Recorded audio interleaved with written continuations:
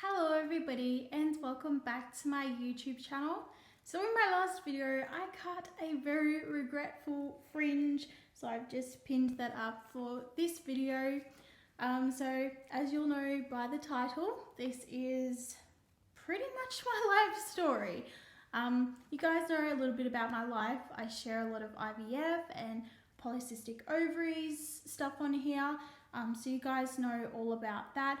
Also my central auditory processing disorder, but there's been something that I have been honestly very scared to talk about, and it's just a recent video that I seen inspired me to make this video, and I felt it really needed to be made because I was like, there must be other people out there like me, and I have a pretty big platform. I mean, not YouTube famous or anything, but I was just thinking if this video can help somebody in any way, if anybody can relate, as much as I don't want people to be able to relate to this video, like just if anybody is going through this, they will feel not so alone. Because what this video topic is about is a very painful and isolating thing, and it's just something that we don't talk about much, and I think it's because we're scared to talk about it. People are afraid to talk about it. Myself, I have felt so ashamed to talk about it, and now I thought, no, you know what? I just need to make the video. I was gonna put this video off, I'm filming over night time right now. That's why the lighting's not fantastic. Like, I could have it better during the day, but I was just like, no, if I don't make it now, I'm gonna chicken out, and I don't want to make somebody else miss out because I chickened out of making the video. So sorry for all the rambling. I'm gonna get into the video now and basically explain to you guys what has happened throughout my life. And yeah, it's basically my life story. Well, the rest of my life story, since you guys already know the half of it because I share it here on YouTube. So just before I do get into the video, I just want to give a shout out to the creator who inspired me to make this video. Recently I was watching Jacob Goldings' latest video. If you are not subscribed, link is in the description. He grew up where I grew up, in Tasmania, that small little island that they leave off every souvenir mug. Why do they do that? So anyway, I was watching Jacob's weight loss video, and he mentioned in there about a health condition that he has, and I also have it. So I was thinking, there's not really that much out there about this condition, and the more people that share their personal experiences with it, I think the easier it's going to be for people to not feel so alone and to not feel so isolated and to not feel so ashamed. Anyway, I've done a lot of rambling. Sorry if I keep looking down. I have notes here because I don't want to miss out anything. I want to tell you guys everything. I don't want to leave anything out. So I'm going to pretty much go back to the beginning of my life. So as a baby, I was pretty much normal. There was no problems. Well, not that I know of. I'm pretty sure my mum would have told me, because she's told me a lot of stories about when I was a baby and like different things that happened, how I got, wait, which side is it on the camera? I don't know. Yeah, it's here. How I got this scar here. All that kind of stuff. She always shared stories of when we were little. So basically, when I was a baby, my life was pretty normal. And the earliest memories that I have of having the IBS symptoms was when I was about 5 years old. So I remember when I was about 5 years old, and I would be suddenly playing, and then I would get these terrible, terrible stomach pains, and I'd be running to the toilet, and sometimes it wouldn't last very long, like maybe 15 minutes, and I'd just need to go a few times. But sometimes, especially as I got older, it lasted longer and longer, even sometimes lasting hours. But when I was younger, it wasn't too debilitating, but it was still not normal. And I thought that it was just normal, that this was just what happened, that people got these awful stomach pains. I thought that was normal, so I didn't say anything about it. With the IBS, it's not only the sudden urge to need to go and keep going, but it is also constipation. So I do remember one day, I must have been about 7, because I remember my mum called up my grandma. It was before school, and it was one of the worst. This was the worst I had it when I was a kid. Like, it was the worst that I'd ever had it. I was holding my stomach. I was bawling my eyes out. I was screaming. And I was begging my mum to make it stop because I was just in so much pain. I remember my mum calling my grandmother, who passed away when I was 7. So that's why I know that I was at least 6 or 7 years old when this happened. She called my grandmother and was like, I don't know what to do. You know, I have my kid here screaming in pain. Like, what do I do? So my grandmother said, well, you know, if she's constipated, give her like some fruit juice, you know, surely that will help. And I don't really remember much of what happened after that, apart from my mum got the juicer out and made me some carrot juice, apple juice concoction thing. Just a bunch of different fruits and vegetables put in there. And yeah, I don't really remember anything else from that day, apart from how much pain I was in, my mum calling my grandmother, her mum, and yeah, that was pretty much it. And that was the worst that I had it as a really young child. So that was around 6 or 7, and I didn't really notice the symptoms getting more severe until I was in my later primary school years. So I was grade 5, 6. Sorry, I'm trying to remember the grades. So in Australia, grade 5 and 6 is the last 2 years of what we call primary school here in Australia. And then grade 7 is your first year of high school. This also changes depending on what state you're in, but in the state of Tasmania, this was what happened. So I remember the last few years of primary school, constantly needing to go out during class, and I'm sure the teachers thought that I was trying to wag school or something. But yeah, I just remember being in pain and needing to go to the toilet all the time, and it was just not a fun time. I also had a lot of anxiety, and I think that these stomach pains made it a lot worse because, you know, not only was I in this pain, but I was also getting bloated. I was always bloated. So I always thought I was fat because I was always bloated, but I now know that it wasn't fat back then. It's fat now, some of it. But back then I had that extra tummy because I was bloated. So yeah, that was basically when the symptoms started getting worse. But it wasn't debilitating at that point. Things were still to get a lot worse. And I know I said that already at the age 5 one, but it just got worse and worse as I got older, I feel. Or maybe it didn't get worse. Maybe I'm just remembering the awful times and my brain isn't remembering the times where I had the IBS, but it wasn't as bad as the really bad attacks. There are different severities of, you know, these tummy pains. So yeah, also you can go a little while without having them and then all of a sudden get really bad ones. It's all over the place. It literally runs your life at times, and trying to get over and take control of the wheel is really, really hard when you have IBS. So I remember when I was in my early teens, when I just started high school, again, it wasn't terrible, but I do remember, you know, occasionally having to go out of class, and also when in the summertime we had a pool that we had just got put in, and I would go swimming in there with my cousins and my siblings, and I would be having fun, completely not worried about the IBS, not even thinking about it.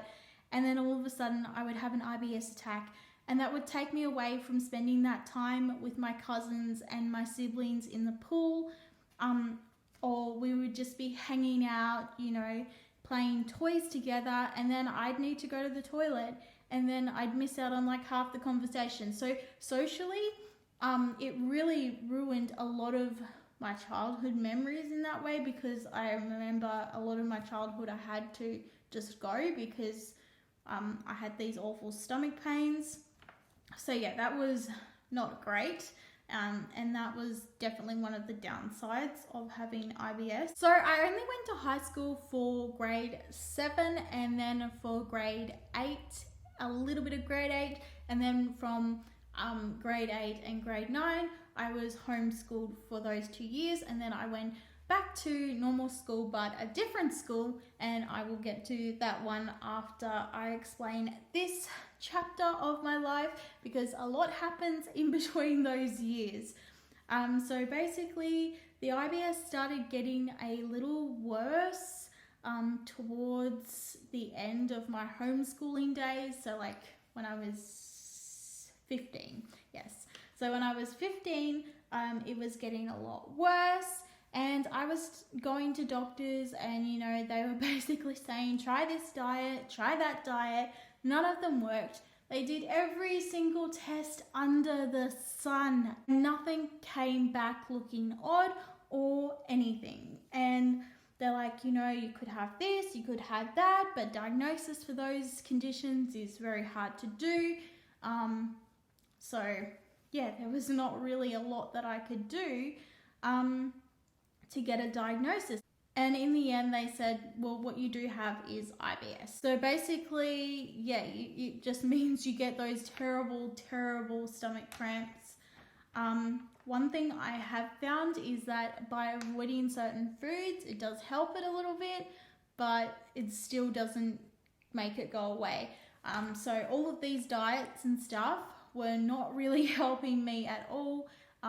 And yeah, the doctors just eventually were like, well, we don't know what to do. Like, and then I started doubting myself at that point. Like, is this all in my head?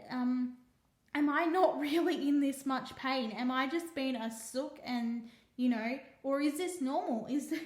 Does everybody feel this and I'm just being a wimp? You know, that's just what I was thinking in my head. Like, why am I having all this pain? You know, this just doesn't make sense. Why should life be this painful? Like, I just didn't understand it. And so yeah, that was basically all that the doctors could do. So I remember I was doing an aged care certificate when I was being homeschooled, and I remember a few days when I was doing that, I had to run out of the classroom because of the IBS, and I would be running late for class because of the IBS. The same with going to school. There were times when I would be having screaming fights with my mum because I was saying, my stomach hurts, I can't go to school, mum, I can't go to school. And mum was like, no, you need to go to school.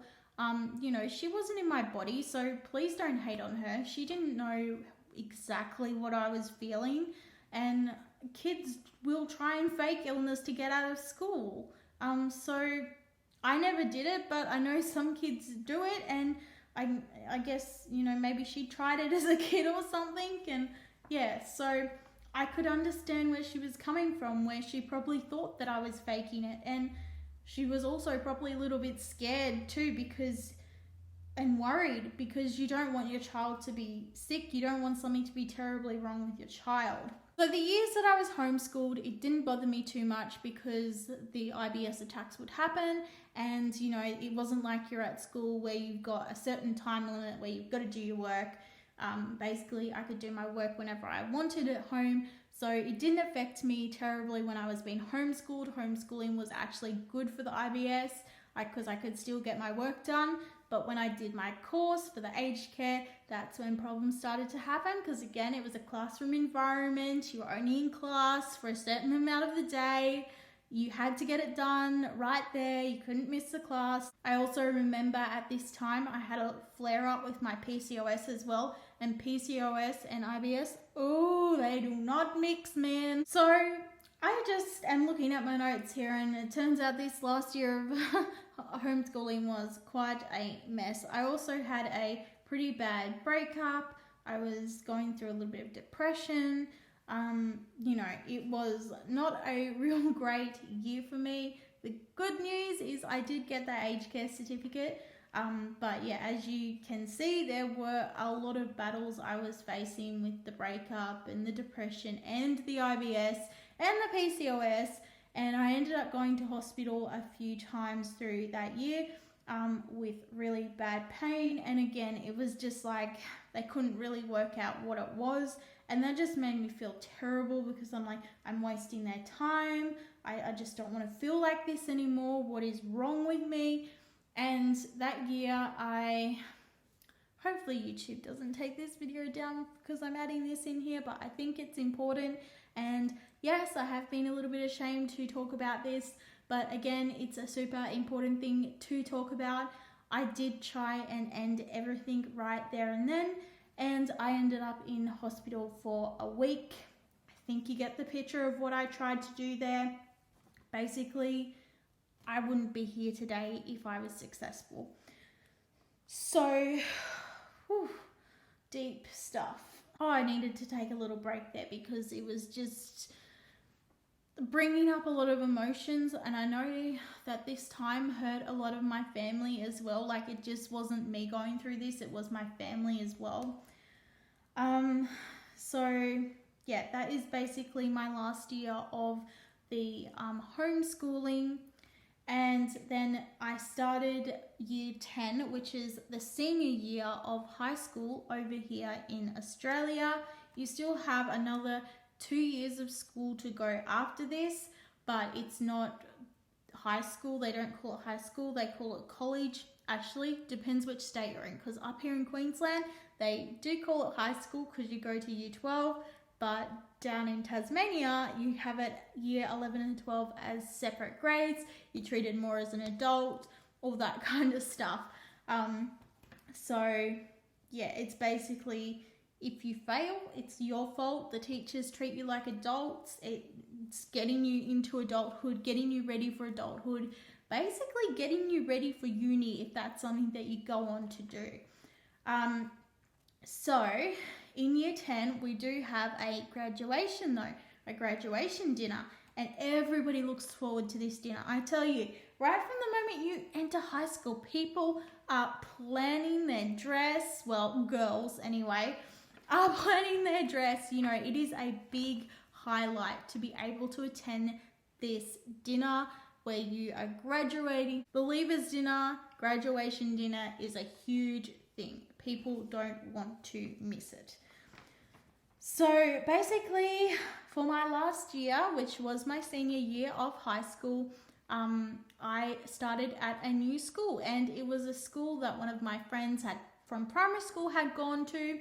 And so we had been separated for a few years, but now we finally got to be together again. I really did enjoy this school, and I made a lot of really good friends at this school, and I have a lot of those really good friends even still today.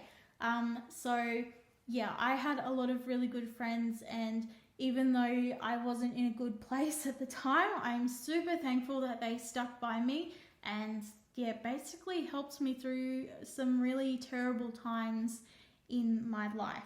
So this new school, it was about an hour away from my house, so I had to get up early for school, you know, had to catch the bus early to get to school, and then of course I would be getting home later than normal because it was so far away. So basically I would be skipping breakfast, and then I would be eating very little of my dinner, and I was drinking a whole heap of water. Why was I doing this? Because I thought I was fat. But in reality, I was just bloated from the IBS. I wasn't fat. I was a very athletic person. I went for jogs every day, and I still now enjoy jogging, but I have trouble doing it here in Queensland because it is so hot. But I really need to get into it for my health's sake, and I am working on that. But yeah, I wasn't fat. I was really bloated from the IBS, but I wasn't fat.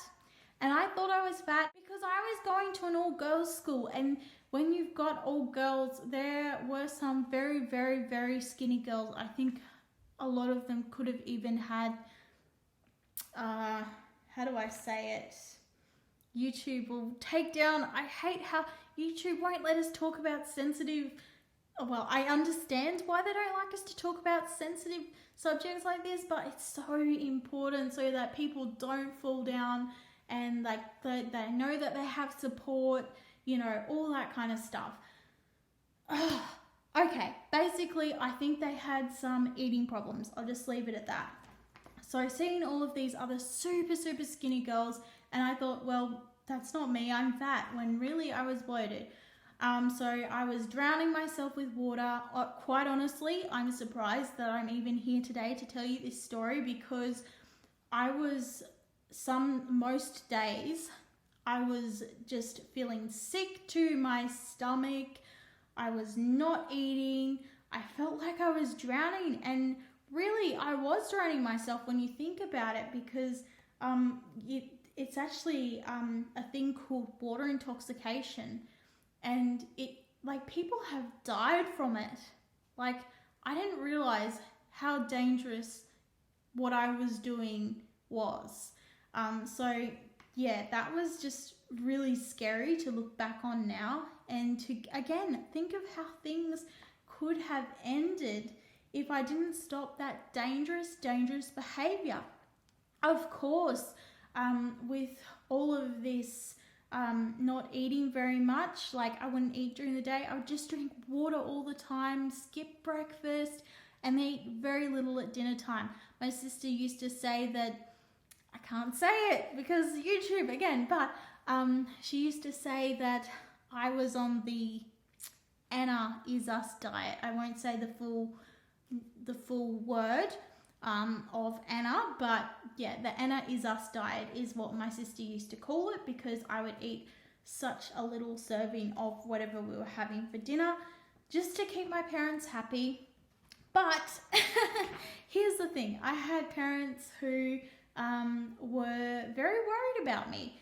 I was going, here's the thing about this dinner. This is where this all comes into play. Sorry, it's all over the place, guys. So basically this dinner, I had brought my dress, I had brought the shoes like 6 months in advance. Like, this is how exciting this moment is to everybody. So because, you know, your girl's short, so I needed to go and have it altered so that I wouldn't be like tripping over my dress all night. And the dressmaker was like, oh, it's a little bit loose on you too up the top here. We'll just have to take it in a little bit at the sides. And so yeah, she did all the alterations. I would come back to try it on to make sure that it was a perfect fit before I took off with my dress. And each time we would go back to have that dress fitted, there would be even more weight lost. And by the third time that she'd altered it, my parents said to me in that shop, you need to start eating properly. You need to stop doing this. Otherwise, you are not going to that dinner. And I was like, whoa, no. I've waited my whole life for this dinner. I've seen everybody else's dinner. I want the pretty dress. I want all that. Like, no, I do not want to lose this moment. So I worked really, really hard, and I started eating again. And I, as I said before, had some very supportive friends who had stuck by me through it all, and they supported me on starting to eat again. One mistake I made though is I really should have gone and seen a dietitian, but I didn't think to do that. And also I had seen so many doctors for my IBS that I was like, no doctors for me, please. So yeah, that is something that I would definitely do differently if I could go back. I mean, if I could go back, I wouldn't have fallen into that bad eating at all.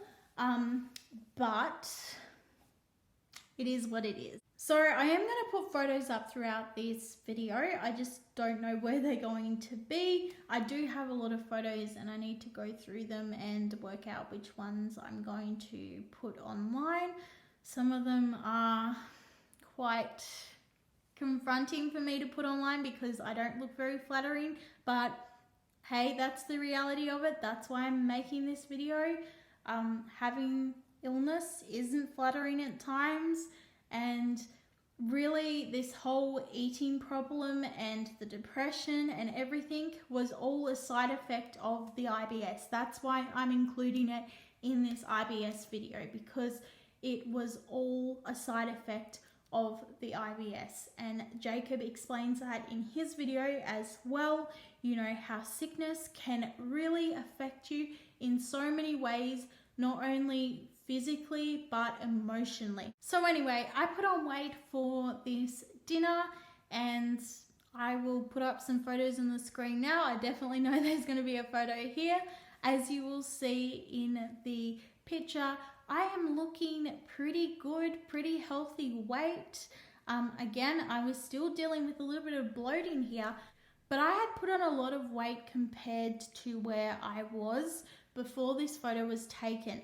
Now, when I was at my skinniest, I don't have a lot of photos from that time because I was depressed and I wasn't doing much, so I don't have a lot of pictures from it. But I do have a few photos from before I got really sick, like when I was starting to get really sick and lose weight, and also from when I was sick, but they're just not full body pictures, so you can't really see how skinny I really was. So even though basically I had been in a downward spiral, I had overcome my eating problems. Well, so I thought, not really.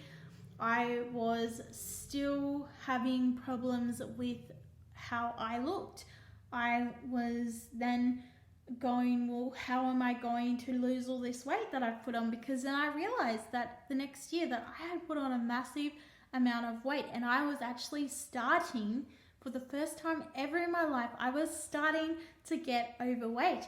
And I was like, how do I fix this? So then I started, this was after high school, I started trying to make myself sick, which is another eating problem within itself. Because drinking all the water and not eating hadn't worked. Well, it had worked, and I just thought, no, I can't do that again. And also my parents were up to my tricks, so I was like, we're going to try something new. So that's what I tried doing, but my parents were awake up to me and they stopped that behavior pretty quickly. Even though I hated it at the time, I'm so glad that they didn't ignore it. And again, all this eating stuff was actually making my IBS really bad. I was feeling very sick. Obviously, I was already bloated, and then I was drinking all this water in high school, so it was making me feel very nauseous. But eventually, I just got so down about everything that I was like, you know what? Who cares? My weight is what it is, and I just stopped caring. And when I stopped caring, though, that led to the opposite, where I've started putting on a lot of weight, and I haven't really stopped ever since. So that's another problem within itself now. That's the thing, people don't realize when you have eating problems, they don't really stop. They come and go, and you just have to do the best you can to overcome those negative thoughts. But one thing I will say is that working with a dietitian has really helped me a lot with my eating problems.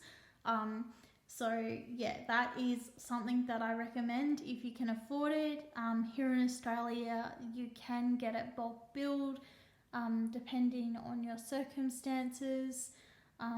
Some places you can get it bulk billed, so I highly recommend finding a good dietitian. So through my late teens and early adult years, I have had quite a few instances where IBS has affected my life, not only with schooling, but then when I had jobs. I remember a few times being late to my job because of IBS, just like I was late to school because of IBS. And yeah, I missed out on a lot of things.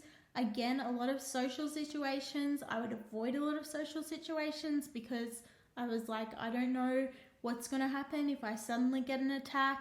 Because you can be having fun and then out of nowhere, boom, you have issues.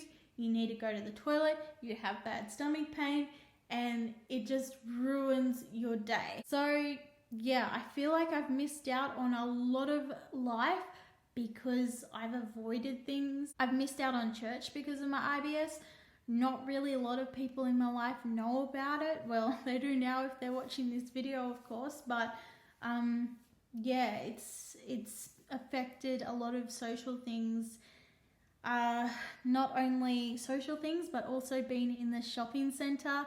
I've been grocery shopping or just shopping at a shopping centre, and I will just need to leave my shopping trolley in the shopping centre and go and find a toilet. That is just how quickly it strikes. Another instance where it strikes is there's been a few times where I've been hosting dinner and then all of a sudden it just comes in and I'm just running to the toilet and it's embarrassing. It is so embarrassing. And a few times I've had to get my husband to take over hosting these visitors because of what was going on with my IBS, and it's just super embarrassing. And then another thing too, like I say, oh, I got stomach pains, and then people get scared that you like have a contagious sickness or something, and you have to explain to them that you're not contagious. Just really hard to explain to people IBS because people don't talk about it very much. So a lot of people don't know about it. So yeah, it's a really, really hard thing to deal with and affects a lot of different areas of people's lives. I've had a lot of embarrassing moments because of my IBS. Embarrassing. Oh my goodness. I would just wish that the ground could swallow me up sometimes because of it. It has been awful. The worst thing for me at the moment with my IBS is that a lot of my attacks happen now in the middle of the night. And that is just the worst. The pain is excruciating. And then also I'm so tired. I'm like nearly falling asleep there at the toilet and I just want it all to be over. And sometimes I just have a shower. I find that sometimes helps. The pain goes all the way, not just from your belly, but all the way to your back. Well, for me it does anyway. And I feel really, really nauseous. There's a few times where I've been on like planes and buses and I've had an IBS attack. And of course, you know, airplane toilets aren't the greatest. And also, a lot of buses, at least here in Australia, don't really have toilets. So you're in a lot of trouble. Like, that is like my number one concern when I go out is where is the closest toilet. It's happened a lot to me on long car trips where it's suddenly out of the blue come up. And living in Australia, if you're on a long car trip, sometimes the toilet stops can be few and far between because there's a lot of just farmland, and I've been in a lot of horrible situations due to that. Also, just to add on to the one that I just mentioned before about in the middle of the night when I have the attacks, often the next day I will be so tired and drained, and because you literally are up for a couple of hours sometimes. Sometimes you're lucky and it's only half an hour, but sometimes it can be a few hours until the attack stops. One tip I will put in here for IBS sufferers, and I got it off trusty old Google and it seems to work pretty well, is when you go and lay back down in bed and your stomach's really hurting, put one leg up in the air. Your leg will hurt for a bit, but it really helps, and I don't know why. I don't know why it helps, but it really, really helps. That is one of the things that has helped me out a lot. This is the closest picture I could find of what I was trying to explain. But yeah, obviously using the pillow or blankets like this person would fix the problem of your leg getting sore. Sometimes the pain from IBS is so bad that you feel sick. I remember just a couple of years ago, I was traveling up here to Queensland from Tasmania with my parents, and oh my goodness, I had such bad stomach ache on the plane. It was the worst. And when we got off the plane, I went to the toilet and I was just feeling like a death. We got in the car, got our bags first, got in the car, and as soon as we got in the car, I'm like, I need to go again. Like, this is IBS. Like, you can't just go and then the tummy ache's gone. Like, you keep on going. It is awful. Anyway, so then we had to stop down the road at a petrol station for me, and we were there for quite a while. And then just when you thought that things couldn't get any worse, when we were back on the road, and I was like, we weren't too far away from home, so it wasn't that bad, but we got a flat tire about 1 kilometre or 2 from home. And so then we had to change this tire. I was in agony. I was like, I just cannot wait to get home to this toilet. It was dark, so my dad and Andrew were changing this tire in the dark. It was one of the most awful experiences of my life. One thing that really scares me today is if I had to get a job. I mean, I have YouTube as a job, and I'm really glad that I can do YouTube, and I enjoy making the videos. But yeah, I think that's something that I really struggle with, holding down a job, because I know that like before I was married and when I did have jobs, I had 2 different jobs. I remember the IBS was really, really hard to deal with during those jobs, and I had a lot of embarrassing situations that I had to deal with during that time because of the IBS. So yeah, I'm so thankful that I have YouTube, and I'm so thankful for everybody who is supporting my channel, because again, YouTube is a working from home job. So if I do have an attack, you know, it's not like I'm having it in a workplace. Again, another thing I'll say is that a lot of people go, oh, you're using a public toilet? Ugh, just wait till you get home. Oh, why would you want to use a public toilet? They're so gross. And it's like, yeah, they probably are so gross. Goodness knows what happens in there, but people like me happen in there. We have to go. Like, honey, there's no waiting till you get home. No waiting till I get home. I literally can't during an attack. I can't wait till I get home. That is just, it's so awful. Like, if I could change anything in my life, I would go in a heartbeat. Go away. Be gone, IBS. Go away. Another thing I will add, in my late teen years, before I turned 20, I used to like to donate blood, and I did it a couple of times, but I found that was another really hard thing to do, because they can't test if you have a virus in your blood. If you do get any kind of diarrhea, they have to get rid of your blood, and it can't be used to save someone's life. I understand why it has to happen, but that's just another way that IBS interferes with life. It stops you from being able to donate blood. I have been able to donate blood once where IBS didn't affect me and I was fine and I was able to donate it. But yeah, it's just not good when IBS attacks happen and you've just donated blood and then they have to get rid of it.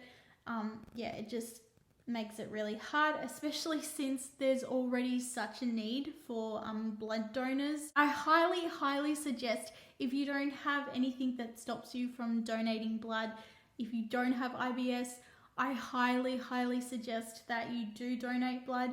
It is such a good thing to do. You literally save people's lives and you don't know whose life you might save. Like, I don't really like needles, but I thought of it this way, like if someone I loved was in a car accident, you know, I would want them to be able to have that life-saving treatment and that blood transfusion. You know, even women giving birth, sometimes they lose so much blood and they need a blood transfusion. There are so many different reasons people need blood. And yeah, I not only would I want to help out somebody that I love, but I'd also want to help out someone else's loved one. And that was why I donated blood, because I really wanted to help people out. It's just part of my nature. That's why I did aged care, because I wanted to help people out, and I really, really did love that. I actually volunteered in aged care for a while. Again, IBS affected that a lot. A lot of times I had to leave because I would get these terrible stomach pains. So yeah, that really interfered with me volunteering as well. IBS just interferes with every bit of your life almost. But the good news, even though you can't really make IBS go away, there is no magical cure for it. There are things that help it, like different foods, avoiding different foods, and I do that, and that does help me get in control of the IBS a little bit better, but it is still there. And if there's anything that I need to take away from this, is that I need to get in the driving seat. I have already done a lot of work in trying to get myself out of a deep hole of depression that I kind of bury myself in sometimes with the infertility and stuff. And yeah, it's a bit of a roller coaster of emotions, going through all the different things, like all of the infertility and dealing with IBS and that kind of stuff. You know, all of it is quite isolating and really hard to deal with. I don't want people to feel sorry for me. I want people to be able to feel like they're not alone if they are suffering from any of these things. But yeah, especially the IBS one, I feel like it's not talked about enough. I nearly chickened out of making this video, so that's why I had to just sit down and make it. I'm sorry it's been rambly. I'm sorry I've been looking all over the place. I've been looking at my notes and stuff. I've just tried to add everything in here that I possibly can so that people can not feel so alone, and just to give people an understanding of IBS too. You just don't know who in your life might have IBS, because even though sometimes it is a very public thing, like when your friend might be running to the toilet, like that's a public thing about it, like people see that. There is a lot of IBS that you can't see. You also can't know the emotions that somebody is going through. So yeah, I think we need to encourage everybody to just speak up, talk to each other about it. We need to get rid of this unwritten rule. I think it's an unwritten rule. We need to get rid of the unwritten rule of we can't talk about what goes on in the bathroom, because it's a big part of our life. Everybody does it, so why should we not talk about it when things are not going so good? And you know, when we do talk about it, other people will be able to come forward and go, really, that's me too, and they won't feel so alone. Also, it will help us in situations. People will be able to understand that you're not being rude when you don't come to their birthday party, or that, you know, you weren't rude when you just had to keep running off that day to the toilet. If there's one thing that we can take away from all this, it is that IBS leads to a downward spiral of depression and a roller coaster of emotions, even eating problems, you know, all of that stuff. And I'm now still trying to get my life on track. I'm still trying to lose weight. I often lose a lot of weight, put it back on. I've had a few doctors let me down in the weight loss department, but I've also seen a really great dietitian, and yeah, she has been amazing. So yeah, I am getting my life on track. I don't really share too much of my weight loss stuff here. I have lost a little bit of weight, but not an enormous amount of weight. Of course, I would love to lose more, and I hope I can lose more. But yeah, just at this point, I just need to get myself healthier. Anyways, guys, please feel free to reach out to me in a private message on Instagram if you need to. The link will be in the description below. I know that sometimes commenting on a video can be quite scary. So yeah, if you want to know any questions about IBS, or you know, you want to have a chat about anything, feel free to reach out to me on Instagram. Again, check out Jacob's video. It is in the description below. It's a super good video. Yeah, he basically explains a lot of what having lots of weight on is like, and you know, his journey to losing it while also having an illness, and he has just done an amazing job. Anyways guys, that is the end of this video. I hope that it has helped somebody out, and remember, if anybody needs to chat, Instagram in the description below, PM me. I do check my PMs and I do reply to them, or if you'd like to leave a comment below, you can leave it below. I often forget to say this on my videos now, but don't forget to like this video and subscribe to my channel if you're not already subscribed. Thank you so much for watching, everybody, and I'll see you all in the next video. Bye guys!